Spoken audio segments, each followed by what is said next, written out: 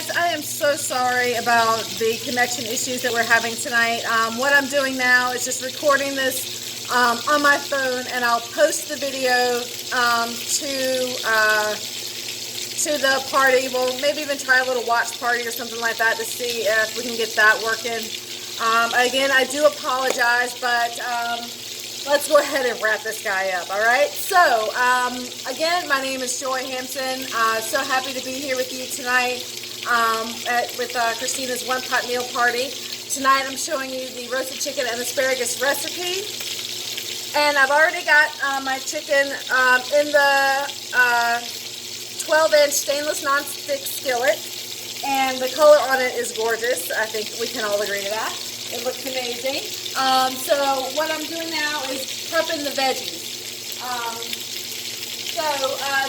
The next thing that's going in is grape tomatoes, and we're going to cut these in half. Now normally what you have to do is sit there with a knife and slice and slice and slice, but this is the closing cut, and I posted about this guy earlier. It's got spring plates on the top and the bottom, so all we're going to have to do is just lay our tomatoes in here and just run a knife right through. So quick and so easy. So we'll just put our tomatoes right here. Right there, we'll close that up. And I'm using my 7-inch floor cover chef's knife. You can also use a really long bread knife if you wanted to, because you can use this to cut like bagels or English muffins if you wanted. You can also put like chicken breast in here or really thick pork chops if you want to slice in half. Works great for that too. So just put the knife in and just gently hold it down. And there, everything's been sliced right in half. How awesome is that? Ah, love it, love it, love it, love it. So I'm going to put these aside in the prep bowl here. And we'll get the rest of this done real quick. There we go. Just slice right on through. There we go.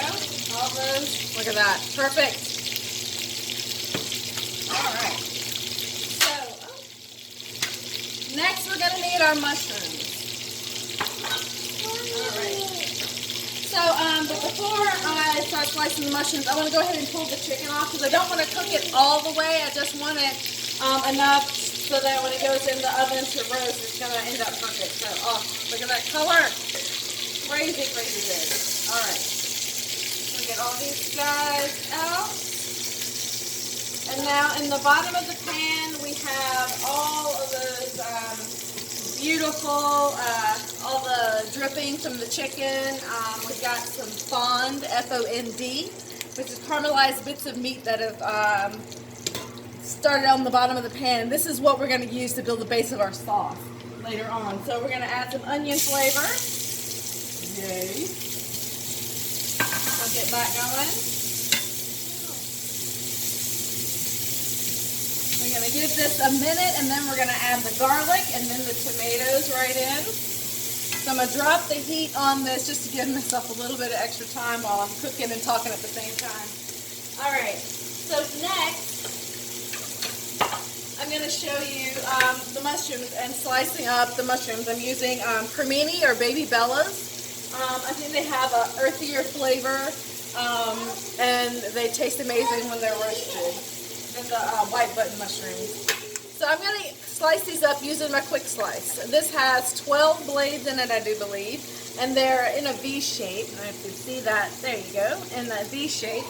And that ensures that it's slicing through and not crushing your veggies in here.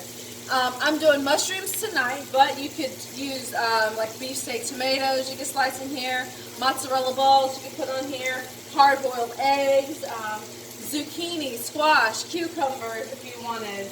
I haven't done any harder vegetables, not like potatoes or anything.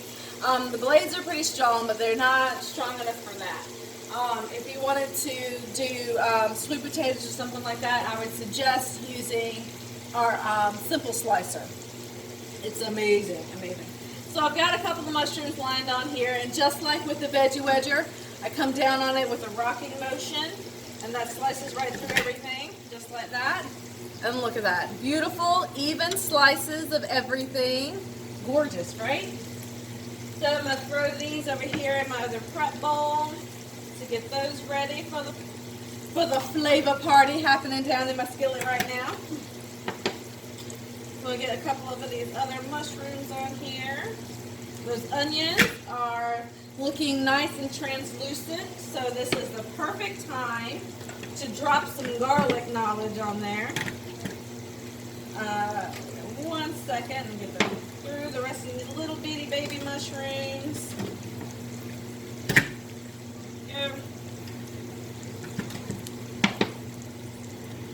And then we will, there, awesome. All right, so now we will add in our garlic. And I'm going to use my garlic press for this. What's awesome about the garlic press is that you don't actually have to peel the garlic. So you just grab your head of garlic, pull off. I think we need 2 cloves for this. Yes, 2 cloves. I think I got 2 stuck together here. Yeah, there we go. So 2 cloves. Let's get the extra skin off, but you don't actually have to peel it. Just getting off the extra skin. And these are kind of small, so I'm going to add another little clove of garlic. Can never go wrong adding too much garlic. All right, so I pop that in here, skin on, press it right down in there. And then here, I have a little tool here that I can use to scrape off the bottom. And it gets in there and digs out that skin for me, so my hands don't get all garlicky and gross. Because that just doesn't come out of your hands for like days. Like that. Yeah. And this bad boy, just drop it in the dishwasher when you're done. And it's all good. You never have to touch that garlic. Alright. We'll slide that over there. Now I've got the garlic in. Let me give this a little stir. Just like that. What are you doing, Doodlebug? My daughter is going through my wallet and taking everything out of it. Isn't that sweet? Because, you know, she just does that inventory check for me every once in a while. Make sure I know what I got in there. Alrighty. So, tomatoes in here, looking great. Alright. So, I'm going to give those just a few minutes to cook through, and while that is going, I'm going to go grab my asparagus, remove my garlic over. What's the matter, Jubba?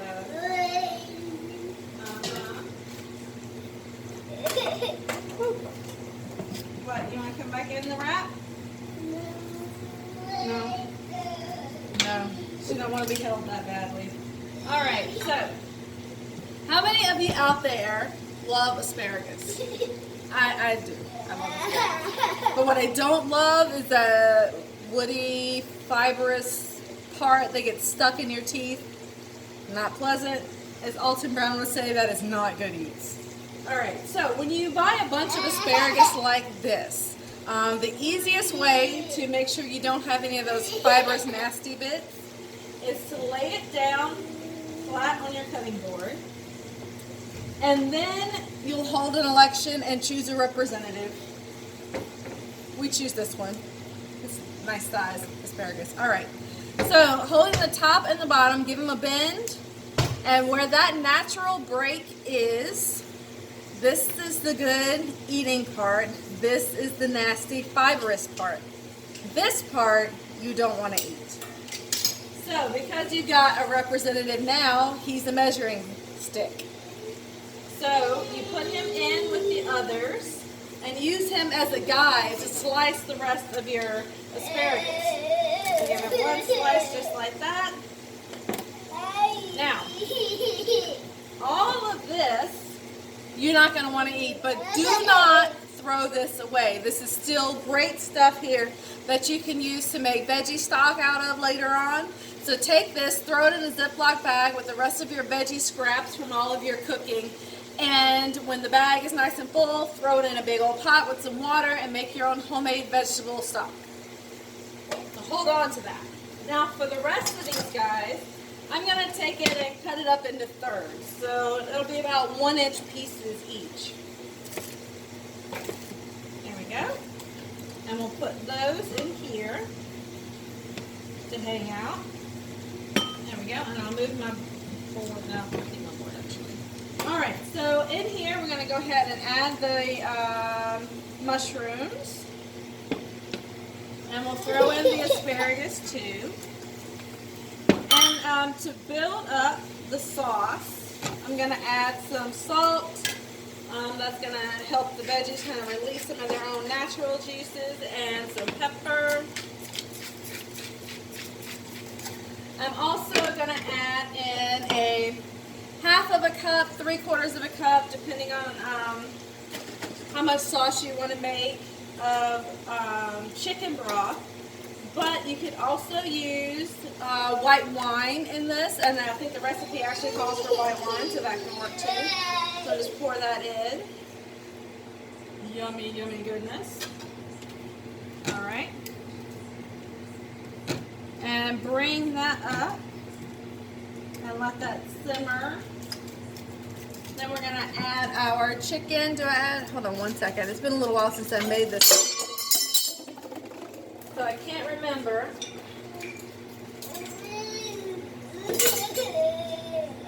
Sorry about that. If I add my onion now, yep, I use my lemon juice. There we go. All right, so I'm gonna add 1/2 lemon with my citrus press. I'm just gonna press that in. This is really an important step because that lemon is gonna brighten up the flavors of this dish. It's gonna be amazing. So give that a stir. And now I'm just gonna nestle that chicken right back in on the top here. And this is gonna go in a 425-degree oven for 12 minutes. Just like that. There we go. All right, so back up, baby. Hot. There we go. Into the oven for 12 minutes. All right, now, some notes about the, piece of asparagus on the floor. Some notes about using white wine. Do not use something sweet like a Moscato. It's not going to work in this dish. You want to find like a Pinot or Chardonnay. Chardonnay will work really well. Or Pinot Grigio would also work really well. Find a wine that you enjoy drinking, because if you like it in the glass, you're going to like it in the dish. But please, please, please, please, please, I beg you, do not buy your wine from the olive oil and vinegar section of your grocery store. Please, please, please, please, please don't do that. You will not be happy with the results. The flavor in that cooking wine is totally gross. You don't want anything to do with that. Don't do that to yourself. Please don't do that to your family. If it comes down to cooking wine or chicken broth, use the chicken broth. If you don't have any chicken broth, you can throw chicken bouillon in water, or heck, just use water. It would be better. So yeah, make that solemn promise to me, please, that you will never, never, never do that. Never, never. Alrighty. Let's see, what else? What else about those? Let me go ahead and show you while we have just a quick second before our potatoes are done, and they are like coming up right now. There we go. This is what the inside of that pan looks like. Isn't that gorgeous? That beautiful lattice of non-stick and stainless there is what gives us that beautiful sear, because that stainless is kind of peeking through the non-stick. But what's really great is that non-stick in there keeps everything from sticking, of course, but it also cleans up like a dream. Like later on tonight, when it comes time to clean this up, it's going to be very, very easy to do. All right, so we've got our taters in here. And I'm going to have to put you down, boo-boo. I'm sorry. I'm a terrible, terrible person. Alrighty, so I'm going to take out the taters here. They smell delish. Oh, and I'm going to put a timer on. I would say 9 minutes is about what I've got left. Okay, so I'm going to check. Make sure that these guys are fork tender. Pop that little insert out, because I won't be needing that. And let's see. Oh yeah, fork goes right through these guys. That's awesome. That's exactly what I want to see. Perfect, perfect, perfect. All right. So I'm going to put the lid back on. I'm going to lock this in place, and I'm going to take it over to my sink over here and drain it all out, and then we'll come back and we'll mash some potatoes.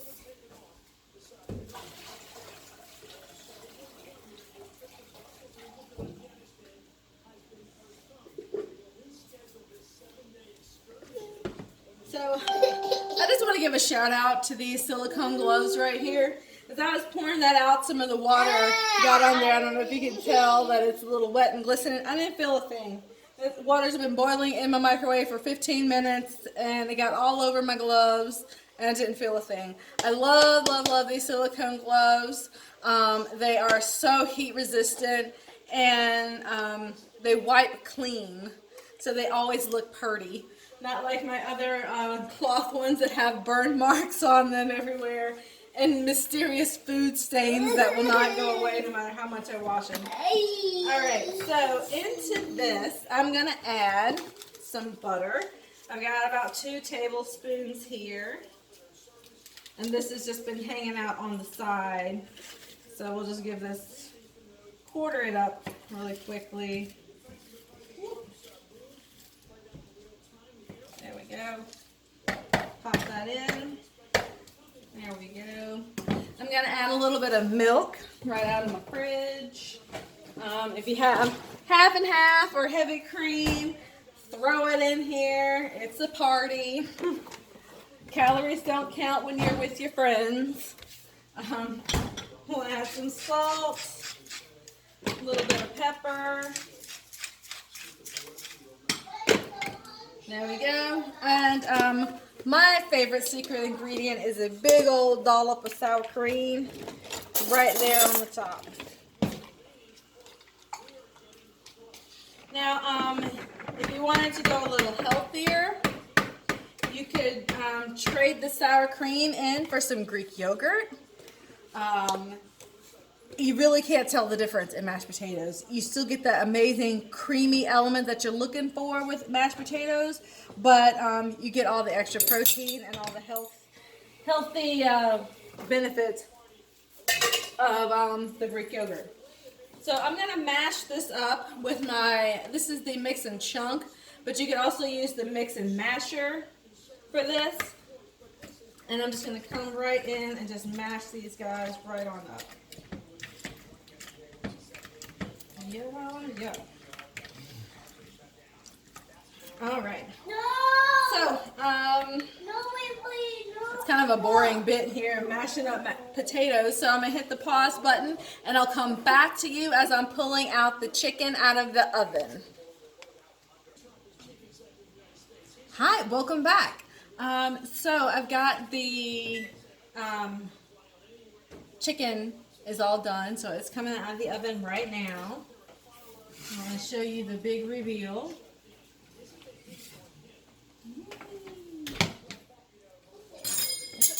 There goes my fork.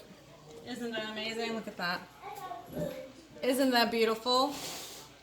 And it smells amazing. You can smell the garlic, smell the chicken broth. Oh my goodness. And look at that sauce. Ridiculous.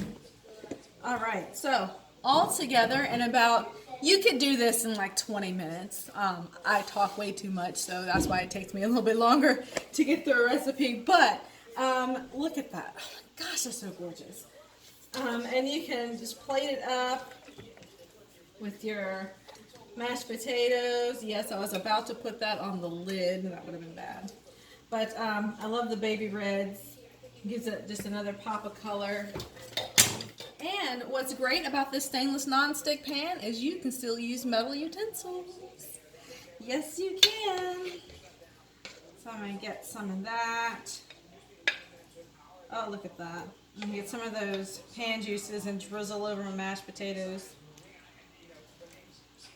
I'm sure some of those famous chefs would have a word to say about me splashing sauce all over everywhere, but I don't care. I mean, look at that. Isn't that beautiful? And can you see yourself serving this to your family? I think you can. All right. So enjoy. Again, I'm going to post this video, and I think Pampered Chef has done a professional version of this. In case the technical difficulties were just a little too much to handle, I'll post that video when I post the recipe too. But thank you so much for joining in, and I hope you did enjoy watching me go through and cook with you guys. So I do appreciate you taking the time to watch this video. Again, you can purchase any of these products that you saw me use here tonight. Just go to Christina's link at the top of the party page. It's in the announcement section, and you can get your hands on any of these products, any of these tools. You can also explore. There's a link for a virtual catalog in there, so you can flip through the virtual catalog, make a big wish list. As I mentioned this morning, if you find that your wish list is a little bit bigger than your budget, have a party. Let me come and make this for you live. You will not regret it. It's amazing. Or we can try something else. We've got so many amazingly delicious recipes that I would love to share with you and your friends.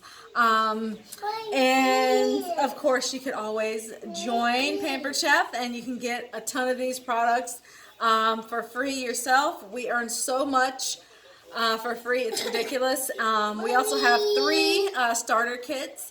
So you just choose any one of those that you want to try, and just try on the apron. You know, do it for a month or 2.